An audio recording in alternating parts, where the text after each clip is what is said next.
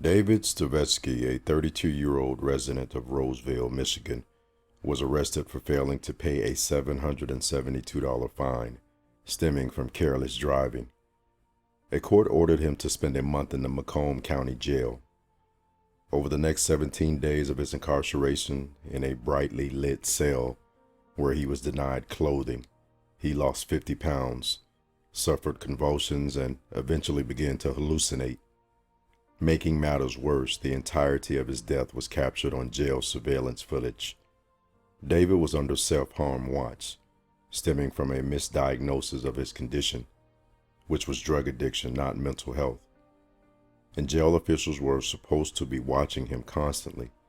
Either they were not paying attention or they watched and simply didn't care. Though it's highly disturbing, the video shows clips from the jail footage. David was a drug addict and was taking methadone and Xanax to treat his addiction. But without access to these prescriptions, he quickly went into withdrawal while in jail. His withdrawals caused him to behave irrationally, but jail officials ignored those obvious symptoms and instead placed him in a cell for the mentally unstable.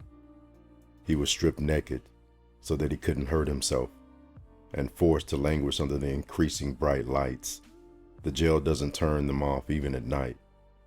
At one point, David began fighting with another naked inmate, who was then moved out of the cell. Sometime later, completely alone, David can be seen reenacting the fight, a clear sign of hallucination. On his last days of life, he refused to touch his food and was too weak to get up from the floor.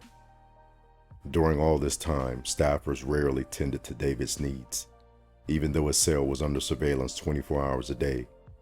As he lay on the floor shaking and not eating his food over 48 hours, no one showed up to help until the very end. But it was too late. On the 17th day, he was pronounced dead at the hospital. At the first obvious sign of drug withdrawal, David should have been given adequate medical treatment. He was not a violent criminal or a danger to the public. He was a man who hadn't paid a traffic ticket. The Justice Department ruled the guards were not criminal in their actions and no charges were filed in the case. In June of 2022, the family of David agreed to settle their civil lawsuit for $2.45 million. Thank you for watching. Let me know what you think in the comment section. Don't forget to like, comment, and subscribe.